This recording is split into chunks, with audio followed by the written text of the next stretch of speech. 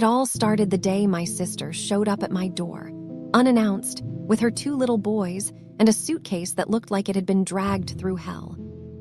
I was getting ready for the most important trip of my life, a 2-week vacation to Australia to meet my boyfriend's family for the first time. We had been planning it for months, and I had invested thousands of dollars into flights, accommodations, and bookings. She didn't ask, she told me. "I'm going away for a while," she said, tossing the suitcase inside like it was nothing.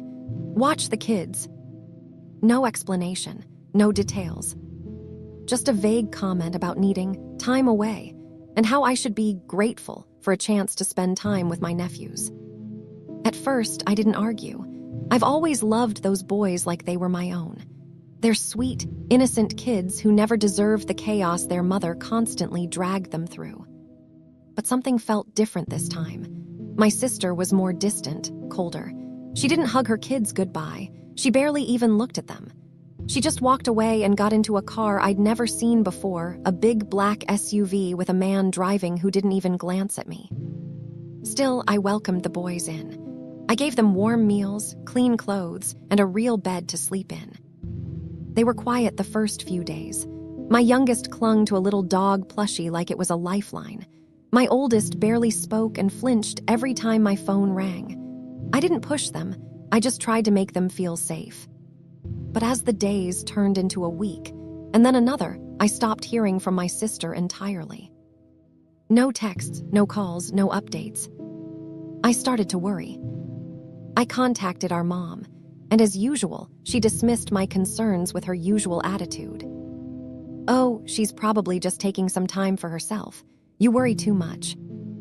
My mom had always enabled my sister, always defended her, even when she made the worst decisions. But I couldn't shake the feeling that something was wrong. Then came the morning. Everything truly fell apart. I was getting breakfast ready for the boys, pancakes and fruit, when suddenly there was banging on my front door. Loud, aggressive, relentless. I opened it and there she was, my sister. But she wasn't alone. She was with a massive man I had never seen before. He looked furious, and she wasn't much better. Her eyes were wild, her words slurred. She shoved past me like she owned the place and started screaming at the boys to pack their things. I stepped in. "Wait, what's going on? Where have you been? You can't just barge in like this and..." Before I could even finish, the man grabbed me. He lifted me off the floor, threw me. Like I was nothing. I hit the ground, wind knocked out of me. My vision blurred, and all I could hear were the boys crying. My sister didn't even flinch. She yelled at the kids again, told them to move, and they looked back at me with tears in their eyes as she dragged them away. I was in shock. Physically hurt, mentally spinning, and full of rage. As soon as they left, I called the police. I told them everything, the assault, the break-in, my concerns about the kids. I described the car, the man, my sister. The officer was kind and took down every detail. But that night, I couldn't sleep. I couldn't eat. Every time I closed my eyes, I saw my nephew's terrified faces. And I thought about my sister, about how my mom had always defended her. How she was allowed to become this person, someone completely detached from reality. I even wondered about the trip she had taken. Was this man her sugar daddy? Had she really been with him the whole time? Was it worth it to abandon her kids for money? The more I thought, the more I realized something deep inside me had changed. I didn't just want the boys to be safe. I wanted them with me. I had the space, I had the heart, and I could give them a life she never could. And if it came down to a custody battle, let the judge compare her, a woman running off with strangers, to me. Someone with a stable job, a clean home, and nothing but love for those boys. Then the call came. The police had found the SUV. The officer I had spoken to earlier called me back and told me they had intercepted the vehicle on the highway, 3 police cruisers, guns drawn. Even then, the man charged at them. He punched 2 officers, gave one a black eye, and was finally shot in the leg. My sister. She attacked the officer trying to cuff her. They were both arrested. And then came the unexpected. The officer told me my sister wanted to use her one phone call on me. I laughed. "She's probably going to ask for bail money, isn't she?" I said. He paused, then admitted, "Yeah, that's exactly what she's screaming about." I told him not to even connect the call. Let her sit in that cell. The only thing I cared about now was my nephews. But they were in CPS custody. Safe, but unreachable. I called CPS every day, trying to get updates, trying to talk to the boys, but I kept hitting walls. They didn't care that I was family. They didn't care that I was the only stable one. I was emotionally exhausted. I had a plane ticket to Australia leaving in days, and if I skipped the trip, I would lose thousands, and more importantly, I'd make a terrible first impression on my boyfriend's family. We planned to marry one day, and I couldn't throw everything away because of my sister's mess. So I made a choice. I flew to Australia. At the airport, I sat at the bar, crying over photos of my nephews. My youngest holding his little plush dog at the mall, his brother giving me bunny ears. I told myself, this is the last time I cry until I get back. Australia was incredible. My boyfriend met me at the airport and picked me up like a princess. He made me laugh. He helped me breathe again. His family was amazing, warm, funny, outdoorsy. They took me hiking, swimming, sightseeing. One day, just him and I, we hiked to a secret waterfall. We skinny dipped, kissed, and for the first time in weeks, I felt free. But when I got back, the nightmare wasn't over. The moment I landed back home, I didn't even stop to unpack. I went straight to the police station. I had made up my mind.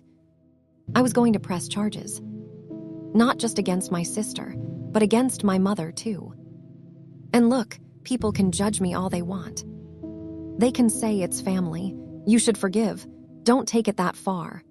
But those people haven't been thrown to the ground by someone who's supposed to love them.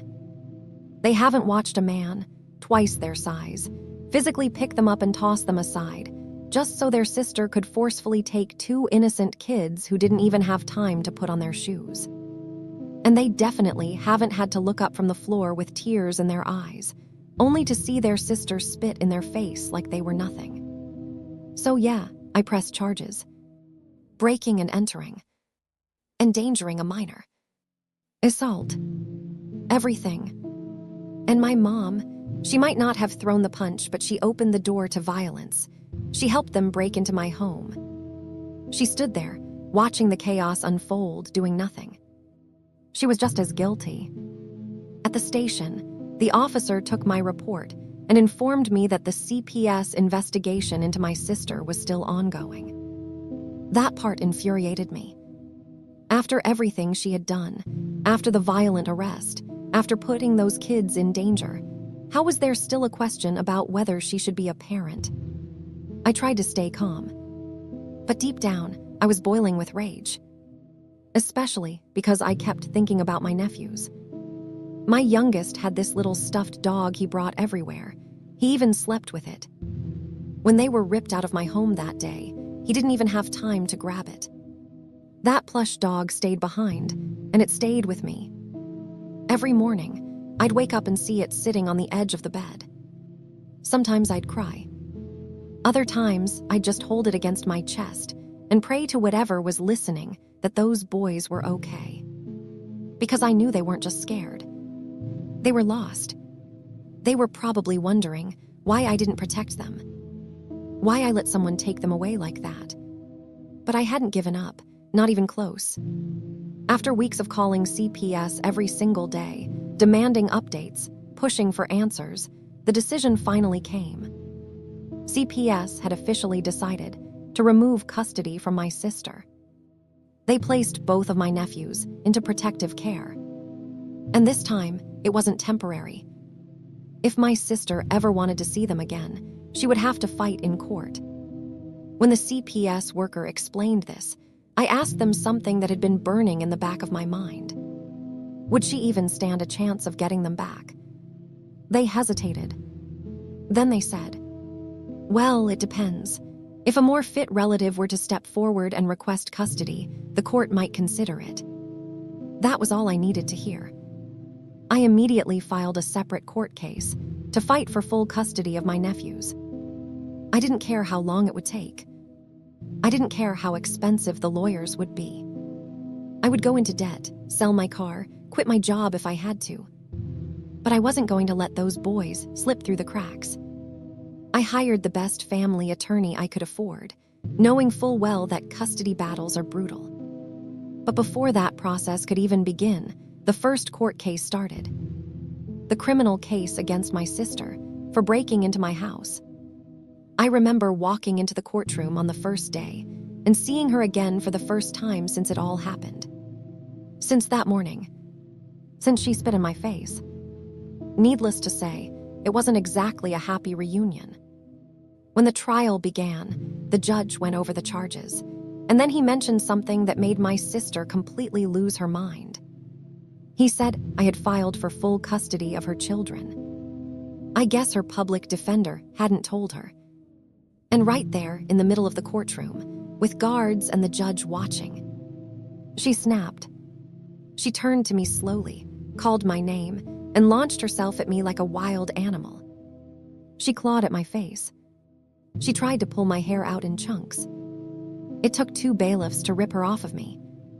But before they got to her, she managed to sink her teeth deep into my forearm. The pain was unreal. The wound got infected. It left a scar I still have to this day. But the moment she attacked me in open court, in front of the judge, I knew. She was done. She had sealed her fate. Over the following months, the charges against her kept piling up.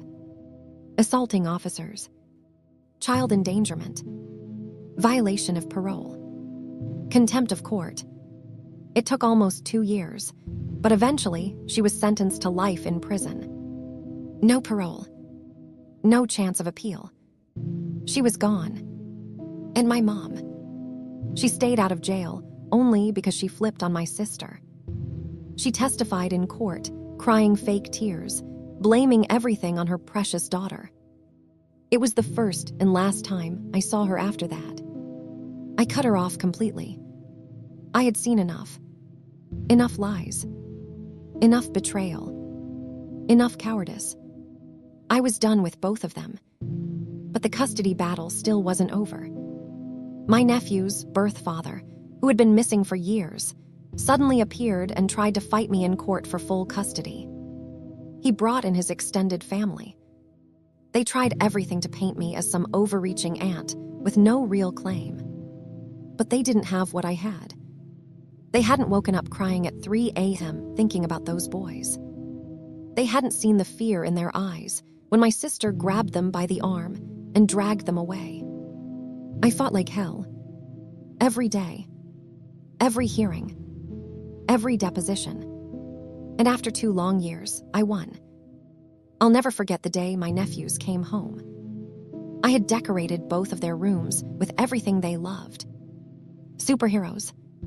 Glow-in-the-dark stars. Books and toys. When they saw it, they screamed with joy. My youngest ran into his room, looked around, and then turned toward me. He saw something on his bed. It was his little stuffed dog. He picked it up, held it against his chest, and ran into my arms crying. Then his older brother joined us, hugging me tightly. Both boys had tears in their eyes as they said, "We knew you'd come back, Auntie. We just knew it." It had taken almost 2 long, painful years, court appearances, lawyer fees, CPS visits, sleepless nights. But finally, the custody hearing was here.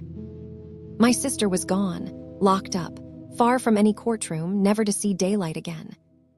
My mother had vanished too, probably ashamed, probably hiding from the mess she helped create. But I showed up. I stood in that courtroom, polished, focused, and burning with purpose. It wasn't easy. My nephew's birth father suddenly appeared, along with some extended family I hadn't heard from in years. They fought me hard, trying to claim custody for themselves. But none of them had stepped in when those boys needed safety. None of them had wiped away their tears at night, or kissed their scraped knees, or made sure they had breakfast every morning. I did. I wasn't just their aunt anymore. I was the only adult in their lives who had fought tooth and nail for them, who never gave up. And that's exactly what the judge saw too. After months of testimonies, home evaluations, and legal back and forth, I won full legal custody of my nephews. I'll never forget that day. I was standing outside the courthouse when my lawyer came out, smiled, and said, "They're coming home." My hands were shaking as I signed the last document. And then I ran to pick them up. When the boys walked into the house again, it felt like time froze. I had decorated their rooms. Their favorite colors, new blankets, stuffed animals on their pillows. Even the nightlights they liked. My youngest ran into his room and stopped in his tracks. There, sitting on the bed, was his little plush dog. The one my sister never let him take with him. The one I had kept beside me every night, hoping for this moment. He turned around and ran into my arms, crying so hard I thought his little chest might burst. My eldest joined him a second later, burying his face into my shoulder. And then he looked up at me, tears in his big brown eyes, and said, "I knew it, Auntie. I just knew you'd come back for us." I completely broke down. All the trauma, all the courtrooms, all the fear. It melted away in that one moment. These days were healing. Slowly but surely. They call me Mom now when they feel like it. And every morning I pack their lunches and walk them to school. I feel like I'm exactly where I was always meant to be. Some nights I lie awake, still haunted by what happened. But then I hear them snoring in the next room, safe and sound. And I remember, no matter how broken your family might be, you can still build a new one from the pieces. One that's stronger. One that's kinder. One that never leaves.